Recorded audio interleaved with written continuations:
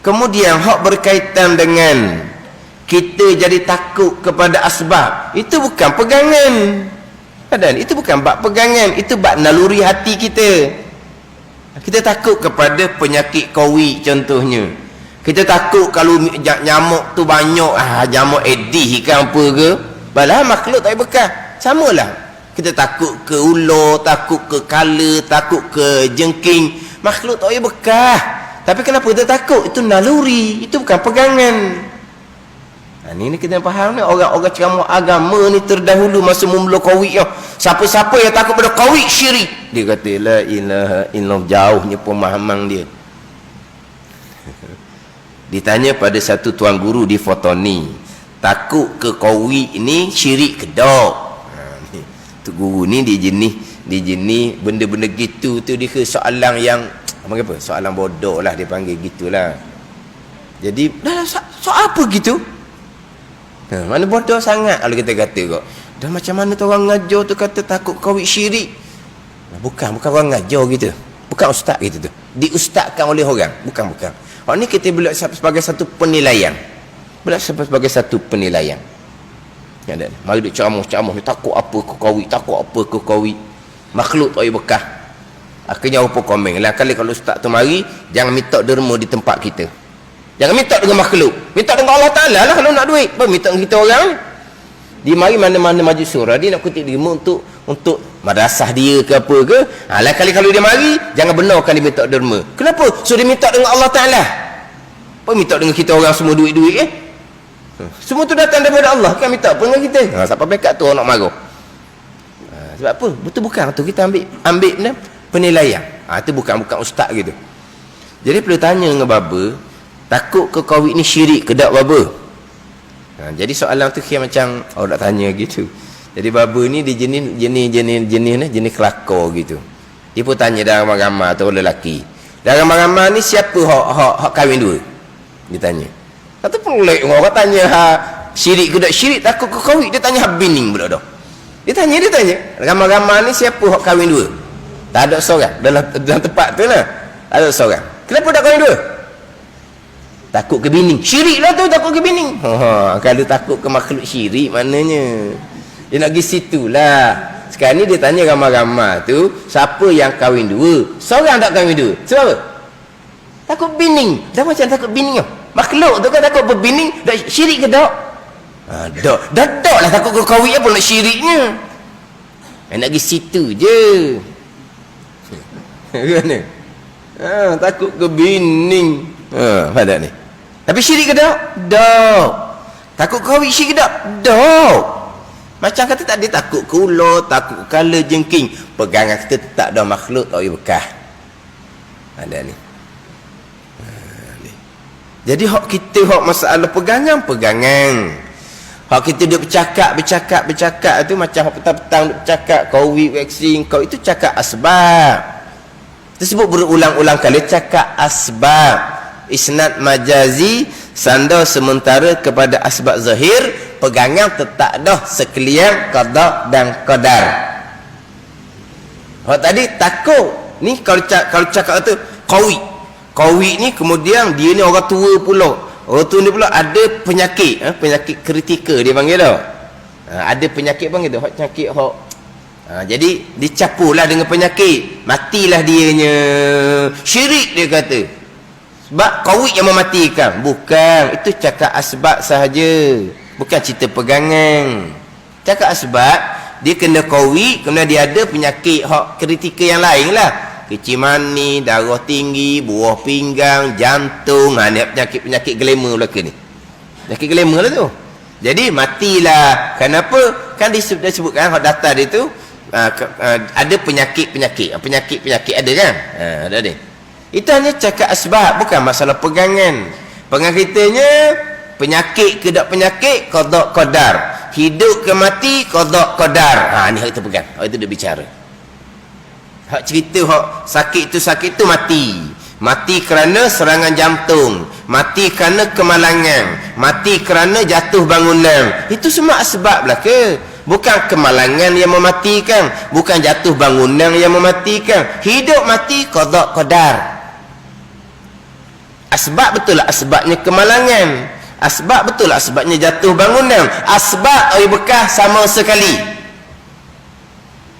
Ada orang kemalangan hacur lebur kenderaan, tuan selamat. Ada orang jatuh tempat tinggi, selamat. Sebab apa? Hidup mati qada bukan asbab wi bekah. Ada orang kemalangan sikit je, sampai masa mati.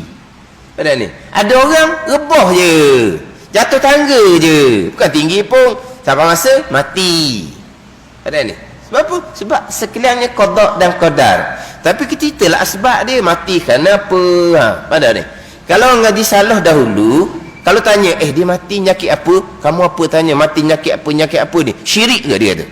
Mati Allah buat lah, nyakit apa-apa. Ni orang ngaji salah. Orang salah pengajian, ada tempat kita dahulu. Bila ada kematian, maka ada di antara orang biasa orang tanyanya, mati sakit apa? Itu kan biasa orang tanya gitu kan. Bila mati je, dia sakit apa? Setahu saya, dianya segar je, sehat je. Jadi mati sakit apa? Biasa kalau hak segar-segar ni, mati kena serangan jantung. Itu biasanya gitulah. Jadi bila ditanya, mati kerana apa? Lalu orang hak salah pengajian. Kamu ni apa tanya? Sebab-sebab. Allah yang mematikan, bukan sebab yang dia bekah. Pertanyaan tu syirik dah, dia kata. Di tengah kita ada hak salah pengajian seumpama. Tanya tu syirik dah. Mati kerana apa? Kenapa? Kerana qada lah. Apa nak tanya kenapa laginya? Kan mati, hidup, mati, qada. Tapi kenapa lagi tanya mati kerana apa? Tak payah tanya dah. Mati kerana qada. Yang ditanya mati kerana apa tu? Nak tanya asbab lah. Asbab kau bekah. Kamu tanya apa? Dia kata marah. Dia kata tanya tu pertanyaan yang syirik. Dia kata. Ini dulu-dulu ada tempat kita yang berguru dengan guru yang salah seumpama ni. Itu tak cakap asbab. Tak ada apa-apa tu. Mati kerana serangan jantung. Mati kerana dia naik darah tinggi dia, pecah dia punya saluran darah dia otak. Itu cerita je lah. Ada ni. Mati kerana kemalangan. Tapi alhamdulillah orang ni dia selamat sebab sampai cepat di hospital. Doktor sempat menyelamatkannya. Itu pun cakap asbab. Tapi salah pengajian, syirik. Doktor yang menyelamatkan mana pula? Ni payah belaka ni. Salah pengajian. Ingat baik tu saya sebut berulang-ulang. Sebab di tempat kita ni ada orang yang berkesan ngaji seumpama tu. Cakap asbab syirik. Cakap asbab syirik. Ingat baik tu. Mensyirikkan seseorang dosa dengan anak Adam pada agama. Mensyirikkan seseorang, mengkafirkan seseorang, membid'ahkan seseorang dosa dengan anak Adam pada agama yang Imam Ghazali mengatakan dalam kitab Minhaj, hak paling payah, hak paling sukar sekali. Sebab ini membabitkan agama orang. Yang ada ni. Dosa dengan Adam dalam harta, dia ambil harta orang, berat dah. Tapi itu harta. Ini dosa dalam agama orang. Ini pohon nama tadi paling payah dan paling berat. Ini mudah-mudah mensyirikkan. Itu hanya percakapan asbab sahaja. Siapa cepat di hospital dapat diselamatkan. Mana dengan kecederaan dia tu, dengan darah keluar banyak gitu, kalau siapa lambat di hospital, memanglah tak dapat diselamatkan. Tapi alhamdulillah siapa cepat di hospital dapat diselamatkan. Sebab apa? Itu qada. Siapa cepat tu qada. Kalau siapa lambat qada. Hak siapa cepat selamat qada. Hak siapa lambat tak selamat qada. Pegangan tetap dah. Itu hanya cakap asbab semata-mata. Jadi hendak cakap COVID, penyakit kritikal COVID, yang kita cakap asbab. Pegang kita tak lagi dah. Yang berlaku kesemuanya qada qadar Allah, mustahil ada perkara yang berlaku yang bukan datang daripada kehendak Allah, yang bukan datang dari perbuatan Allah Subhanahu wa taala, sama ada perkara baik ataupun perkara jahat, perkara manis ataupun perkara pahit, khairihi wa syarihi, wa hulwihi wa murrih. Nabi kata hak baik qada, hak jahat qada, hak manis qada, hak pahit qada. Ni kau ini pahit lah, qada sekalian. Mana ni? Atau bab pegangan kita lah. bab cakap, bab cakap asbab, lepas tu bab istiusaha kita dituntut oleh syariah supaya kita hindari diri daripada kemudaratan. Itu bab syariat pula. Jangan alah penyakit dan nak kena-kenalah. Kalau kita lari pun dan kehendak Allah kena juga. Sekarang ni kita lari, hindarilah dulu. Hindari tu perintah syariat. Kena juga qada qada, tetap dah lari tu pun qada qada dah. Istiusaha kita pun qada qada juga. Tapi perintah syariat kita wajib hindari daripada kemudaratan. Jangan kita mencampakkan diri dalam kemudaratan. Wala tulqu bi aidikum ila tahlukah, Nabi kata. Jangan kamu campur diri kamu ke dalam kebinasaan. Ini kebinasaan lah ni. Mana dulu orang mungkin tak tahulah. Pernah dulu-dulu orang tanya. Dah sebab masjid pun tutup, Jumaat ditangguhkan, Jumaat ditangguhkan. Dia kata sebenarnya penyakit ni mudarat ke tak? Saya kata ikut pada mereka yang berkenaan kata mudarat. Itu mereka yang berkenaan. Pandang Ustaz Seri lah, pandangan kita macam mana. Kemudian mudarat ke tak? Awak tanya saya apa, saya tak erti benda gitu kata. Ada ni. Mereka yang berkenaan yang mengetahui benda tu mudarat ke tak. Kemudian mereka berbincang dengan ahli-ahli agama. Macam mana kita ni dia termasuk dalam kemudaratan yang mengharuskan kita tangguhkan Jumaat. Tangguhkan Jumaat fardu kifayah mazhab Syafi'i, Jumaat fardu ain. Tapi Jumaat ke Jumaat ke dia ada syarat dia, syarat wajib dia ada. Bila syarat wajib tak cukup maka gugur kewajipan. Di antara syarat di antara perkara menggugurkan kewajipan adalah ada kemudaratan. Bukan kemudaratan besar-besar. Hujan pun sudah menggugurkan fardu ain Jumaat. Hujan sudah menggugurkan fardu ain sembahyang Jumaat. Ada ni.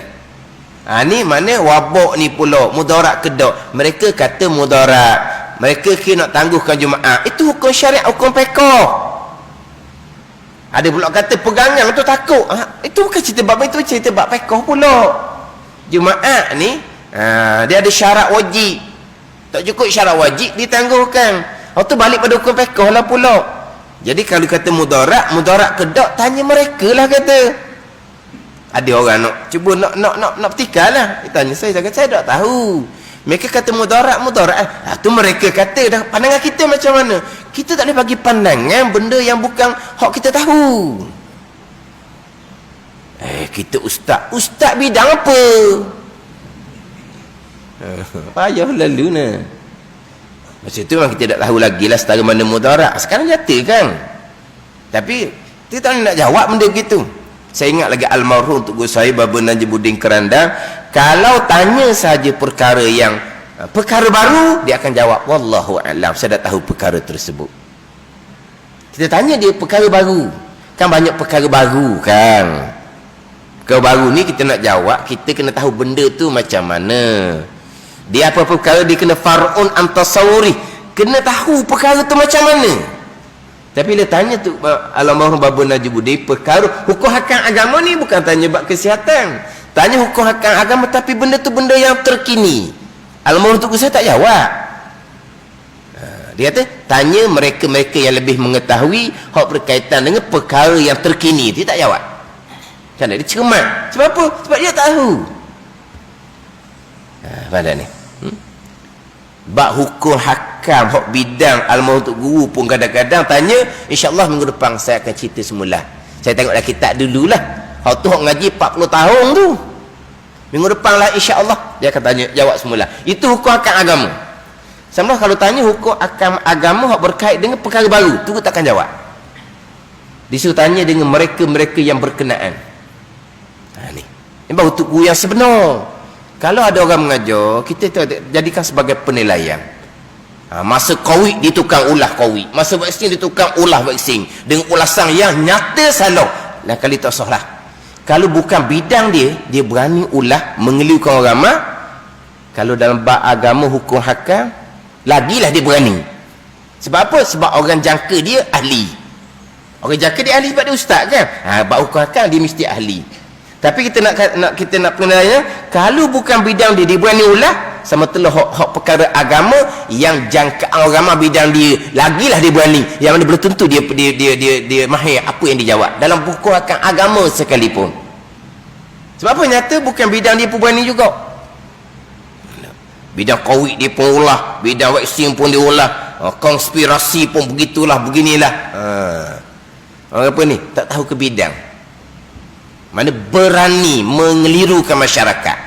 Oleh kerana orang turut ni, apa yang dikatakan orang ya belaka, maka dia pun berani. Janganlah seumpama ni. Kita kena cermat tambah bab ukur hakam agama. Orang kadang-kadang yang bicara ini bukan bab agama ni. Ni tu balik pada bab kesihatan. Bab agama pun terkadang orang berani. Ini bukan bidang dia pun dia berani. Tapi dia pihak berkuasa, dia tanya bab kesihatan macam mana mudarat kedok. Lepas tu macam mana dengan hukum pekoh pula. Boleh tak nak tangguh Jumaat pada ni? Ya, pada ni. Jumaat tu hak kewajipan fardu ain. Jarak sembahyang rapat sah itu kesempurnaan, bukan syarat sah sembahyang berjemaah. Hak jarak tu kan rapat sah kesempurnaan sunnah Nabi, sunnah yang sunat. Memang sunnah. Lepas tu orang agama telah mengubah hukum Allah. Tidak ada orang berani nak mengubah hukum Allah. Ini ulama satu dunia. Siapa yang kata orang agama ni berani merubah hukum Allah? Orang jahil yang katanya. Tu peliknya. Orang jahil kata pun dia ambil juga pandangan segelintir ustaz hak pelik-pelik tu. Tak pakau gitu, tak pakau gitu. Dia pakau ramai-ramai lah. So duk turut pelik-pelik gitu. Orang lain dia suka turut pelik-pelik. Hak jenis cakap lah halus lembut pula lagi dia turut. Orang puang tu ramai sekali. Sungguh orang puang susah orang puang ni. Sungguh orang puang sungguh. Dia turut. Allah dan liakat tu kok. Salah pun dia bertahan, cokeng dia bertahan. Suami duduk mana tak tahulah. Yang duduk puja lebih hak jadinya. Dia duduk turut pelik-pelik tu. Mana kita ikut pada apa yang ditetapkan. Mana ni? Mana? Kalau kata jarak, tak salah. Yahudi sudah bergembira kerana orang Islam sembahyang berjarak. Bukan Yahudi bergembira orang sembahyang jarak. Yahudi bergembira kamu tuduh orang Islam tu sebagai Yahudi. Dituduh ulama pun Yahudi dah, ulama pun ikut Yahudi dah, ulama pun beriman dengan Yahudi dah. WHO tu lah Yahudi.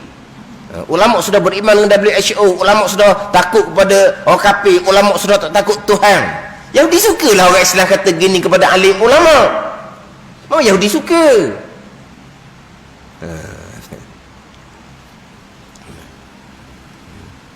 Dia sepatut kerajaan lah dia berperanan menggunakan pada masa cerita macam mana penyakit tu merebak kalau kita duduk rapat tu di pasar raya. Itu hal lain, tu hal mereka, tak ada kena-kena dengan masjid.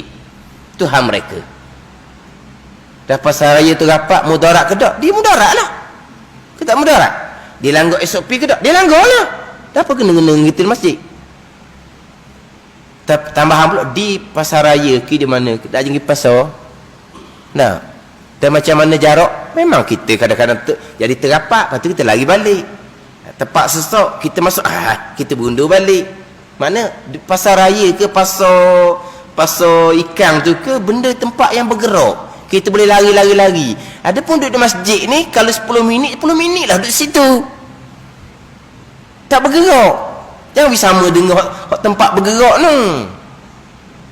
Tapi memanglah di tempat bergerak ni ada orang yang tidak ikut peraturan. Kadang-kadang bukan bergerak tak bergerak ni. Baris. Kan baris tu ada garisan di bawah tu kan. Garisan dah. Dia duli dia duduk tengah semacam. Kita lari duduk tengah semacam. Kata ikutlah 1 meter. Dia bundur. Puang pula. Acak kali dah kita lari ikutlah SOP. Dia rapat tak nampak garis ke? Dan tu hak diam tu hak dogok hak ikut giliran ni baris pun tak jaga. Tapi kalau tengah bergerak tu di laluang tu tak larilah kitanya pergi Sabasung ke mana ke gitulah. Kita tolak troli tu kadang-kadang ke ada orang sesak kita lari, kita pusing kot tu. Itu tempat yang bergerak. Ada pun masjid tempat diam. Jadi pihak berkuasa patut diperjelaskan. Buat katung ke, buat lakung ke, macam mana kalau yang ada tu positif. Kemudian semayang rapat, belaga bahu. Kalau lah, ni ceritalah macam mana jadi penyebaran dia. Pada ni. Sebab Alhamdulillah, terkadang positif tadi pergi ke masjid, tahu positifnya kemudian, kesihatan mari sanitize di masjid itu, alhamdulillah, tak ada seorang pun ahli jemaah dijangkiti. Tak ada seorang ahli jemaah dijangkiti. Bayangkan kalau duduk apa? Maknanya pihak kajian kena perjelaskan kenapa perlu jarakkan saf. Tetapi jangan lupa Majlis Surah pun ada yang tidak ikut SOP. Dan memang ada kluster Majlis Surah, cuma cuba tak letak nama je. Ada masjid yang pengusi meninggal kerana Covid, Tok Imam seorang meninggal kerana Covid, Tok Bilal seorang meninggal kerana Covid. Ada, bukan tak ada. Tak ada ni. Sebab walaupun semayang tu jarak, tapi apabila orang berkenaan ni masuk dalam bilik kan, dia kadang-kadang orang berkenaan kan, pengusi Tok Imam Tok Bilal kan hok tak macam dalam bilik dia lah. Pengusi Tok Imam Tok Bilal kan, dia kadang-kadang dia kurang jaga jarak. Dia macam hok bergerak pandai, hok bergerak macam di pasar raya tu lah, hok bergerak kadang-kadang dia kurang jaga. Tak apa, time semayang dia jaga. Tapi masa duduk bilik dia ada sikit kelonggaran SOP dia, berjakit. Mana kita kena faham lah hak ni, serah pada pihak berkuasa. Mana perkara ni ustaz-ustaz tak nak ulah. Kalau ada ustaz ulah, kita faham. Dia bukan. Saya yang agak almarhum tu saja, kalau benda tu baru, kita akan cerita, kita akan jawab. Awak tanyalah dengan orang-orang yang lebih mengetahui. Saya tak tahu barang ni. Perkataan ni pun saya baru dengar. Orang tanya bukan hukum perubatan, orang tanya hukum syarak. Tapi hukum syarak pun berkait dengan perkara baru yang tak ada dalam kitab. Tu kata awak tanya dengan mereka yang mengetahui lah. Itu hak tugu yang sebenar.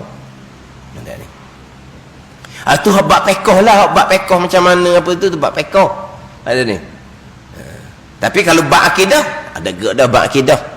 Bab akidah kita tetap dah segala-galanya berlaku adalah qada dan qadar Allah Subhanahu wa taala. Mustahil ada perkara berlaku yang bukan datang dari kehendak Allah dan bukan datang dari perbuatan Allah Subhanahu wa taala. Mustahil ada perkara berlaku secara illah, secara turuk. Mustahil, tidak ada. Bergeraknya tangan, cicing bergerak, qada qadar. Bergeraknya badan, apa benda yang ada di badan bergerak, qada qadar.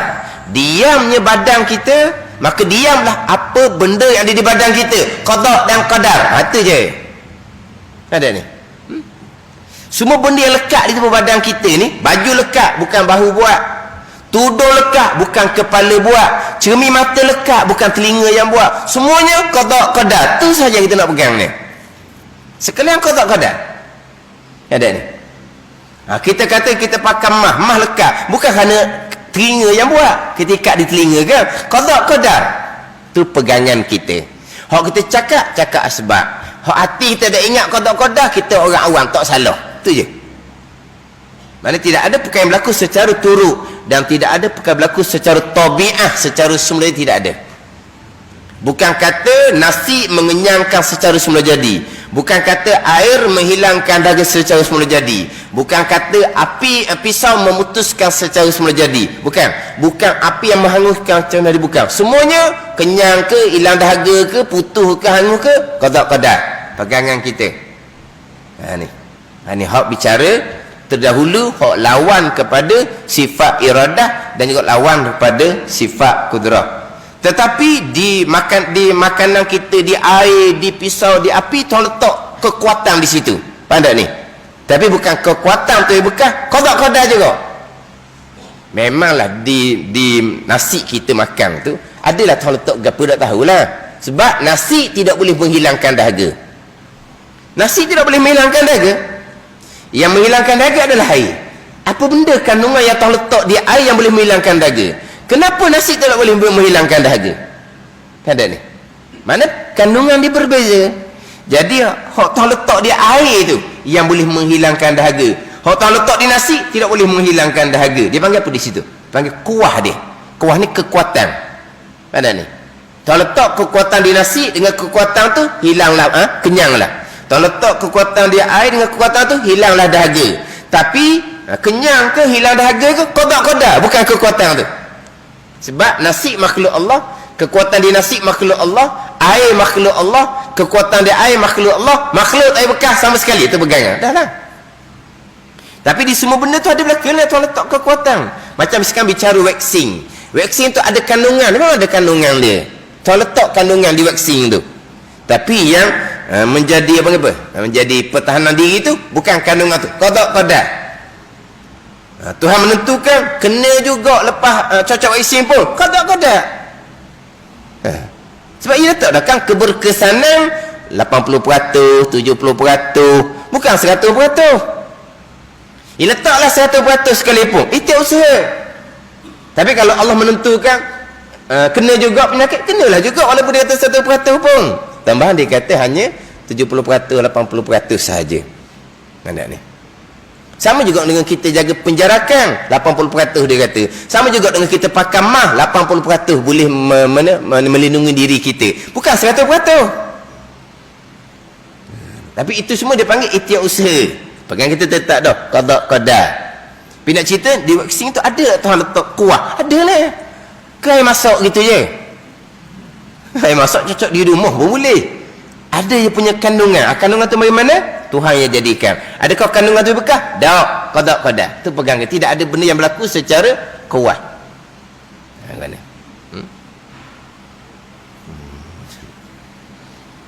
Jadi qawi ke vaksin ke sama. Kita balik kepada akidah kita. Bab akidah balik pada akidah. Bab fiqh tu bicara bab fiqh. Bab semayang, bab Jumaat tu bab fiqh. Tu mana? Atau kalau berhati pula, kita wajib reda dengan susunan Allah. Kita wajib sabar dengan susunan Allah. Dan kita wajib bersyukur, kita masih lagi ada ruang. Tersepitnya kita, ada ruang lagi, kita wajib bersyukur. Bahkan dengan musibah ni menyedarkan kita wajib bersyukur. Sebab dari segi tasawufnya, sabar dengan syukur ni bukan kata atas musibah sabar semata-mata. Bukan kata atas nikmat syukur semata-mata. Tidak. Atas musibah di situ sabar, di situ syukur. Atas nikmat di situ syukur, di situ sabar. Kedua-dua dia. Sabar atas musibah kita faham. Kita fahamlah sabar atas musibah.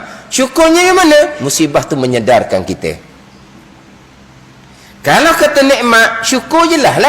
Wajib bersyukur dengan nikmat Allah. Sabarnya di mana? Sabar tahan diri daripada jangan kita gunakan nikmat pada jalan Tuhan larang. Kena sabarlah. Mana kita sentiasa reda, sabar dan syukur. Jangan kita banyak sangat duduk. Yalah. Terkadang kita nampak, yalah orang-orang terkesan lah. Kita tak nak kata apa, kehidupan orang berniaga, orang apa semua memanglah dia terkesan. Hak bila terkesan ni ada komen-komen yang terkilang tu biasalah. Pada ni lepas tenang tu mereka pun tenanglah, tak ada apa-apa lah. Kan? Terkadang perkara yang kita ingat ke perkara kita benci, kadang perkara tu baik bagi kita. Dalam ayat Quran Allah Taala berfirman, wa asa an takrahu syai'an wa huwa khairul lakum wa asa an tuhibbu syai'an wa huwa khairul lakum wallahu ya'lamu wa antum la ta'lamun. Boleh jadi bahawa engkau benci satu perkara itu lebih baik kepada kamu, dan boleh jadi juga perkara yang engkau suka, engkau kasih itu keburukan kepada kamu. Wallahu ya'lamu, bermula Allah yang mengetahui, wa antum la ta'lamu, kamu tidak mengetahui.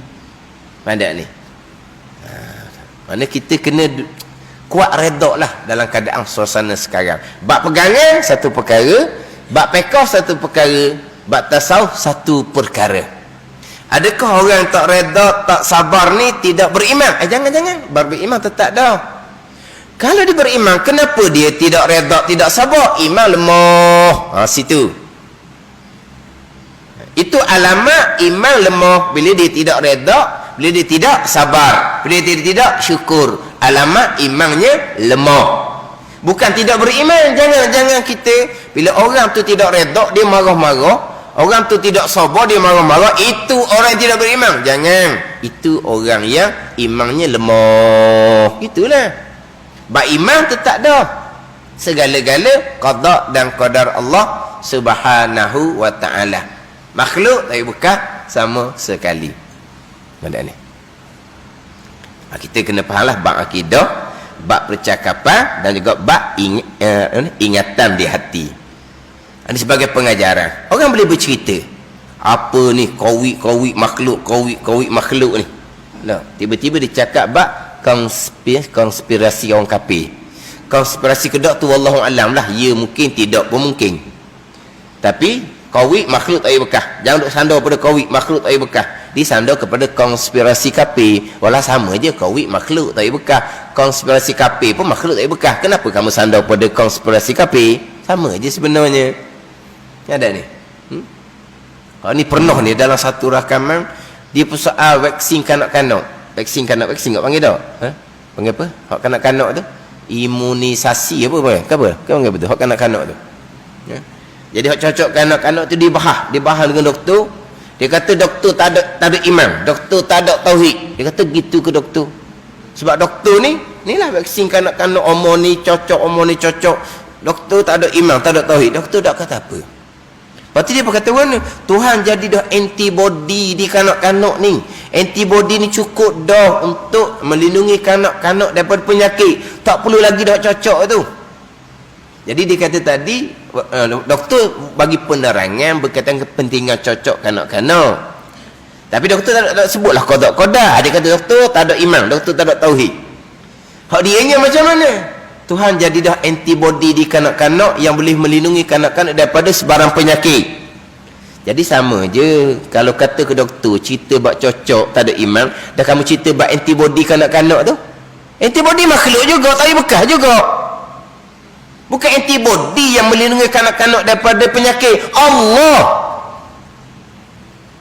Tapi kenapa kamu bila doktor cakap bab cocok, doktor tak ada tauhid, yang kamu cakap antibody tu? Ni kata ni bukan belaka ni. Kita kalau dengar-dengar seumpama ni kita kena faham molek. Itu bukan orang boleh mengajar seumpama tu. Tak faham pun. Apa beza antara cocok kanak-kanak vaksin dengan antibody? Apa beza COVID dengan konspirasi kafir? Sama-sama makhluk belaka. Kita boleh cakap COVID, boleh cakap asbab.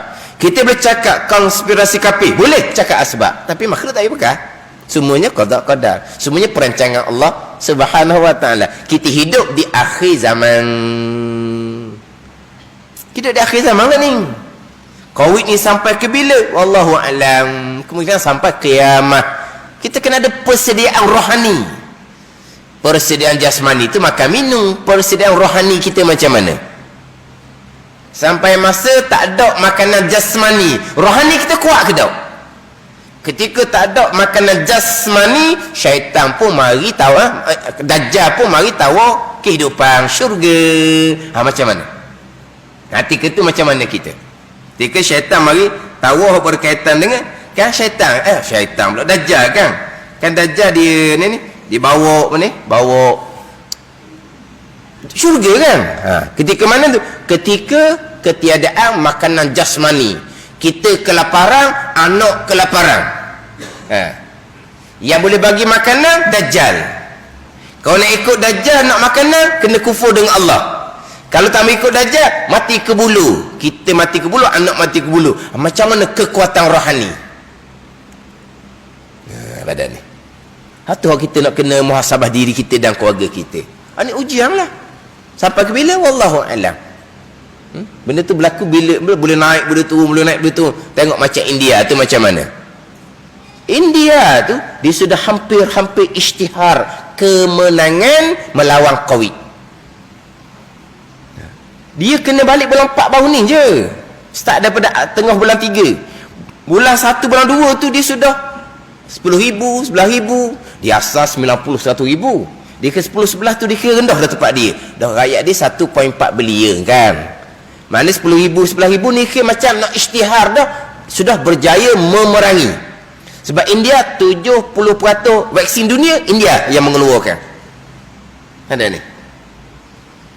Mari sekarang ni kena 400,000 lebih sehari. Reboh. Tengok dalam FB tu macam mana seorang-seorang kena. Jadi pengajaran besar lah tu. Tempat kita pun kena jagalah. Jaga. Kita ikut ketetapan.